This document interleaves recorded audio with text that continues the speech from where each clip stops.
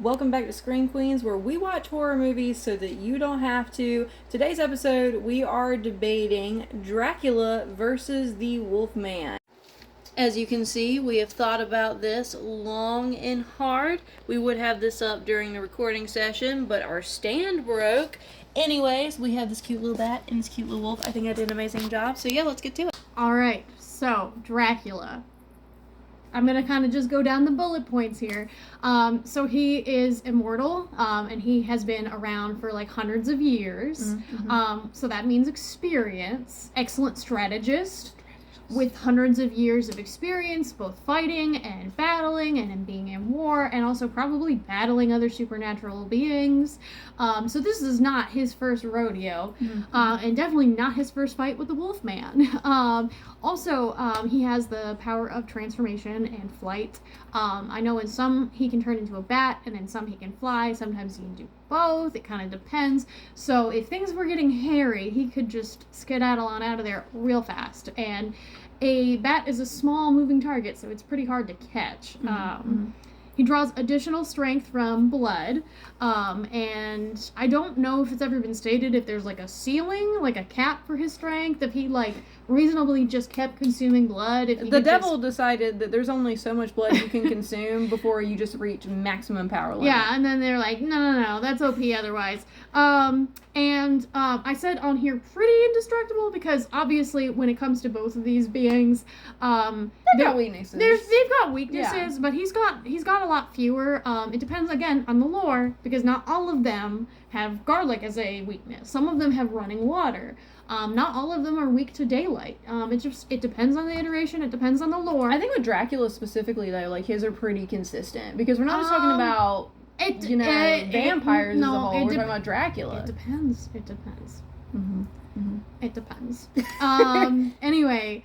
But when it comes to the Wolfman in particular, he's still pretty indestructible. He would be difficult to injure seriously. It would take quite a bit of time and strength, which, Wolfman has, and I'm not saying it would be an easy fight, but I do still think that Dracula would win. And my biggest reason being because he would probably not wait until the Wolfman was in wolf form.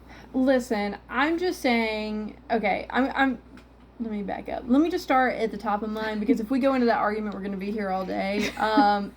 Wolfman may be limited in his time, but he does have brute strength and enhanced senses when he is in wolf form. Like, he's a beast, right? So, he doesn't have to have all the time in the world to rip apart a tiny bat or a man who's just really old. It's not like he's an old hobbled man. Listen, I'm just saying, like, it's not gonna take him that long to pounce, and he's a berserker, like, he's unpredictable, and the thing about strategists is you have to have something to strategize with. The Wolfman doesn't really give you that. He's an animal. You can't really strategize how to fight a rabid dog, right? Don't get bit. That's about the best you can do. He also has stamina. He has a lot of stamina, that ties back to him being an animal. I mean, my entire argument is essentially that this is a beast that you're fighting. Like, it's a beast versus a man, right? And following up with that, there is prey drive. The biggest argument that I have is that Wolfman has intense prey drive, whereas, Dracula might want to live, but if you have this intense, huge monster who just wants to rip you apart and eat you, he's not going to be wasting any time. Again, you're not going to get to sunset with that. After that, we have less weaknesses. I would argue that the Wolfman has less weaknesses than Dracula. A silver bullet.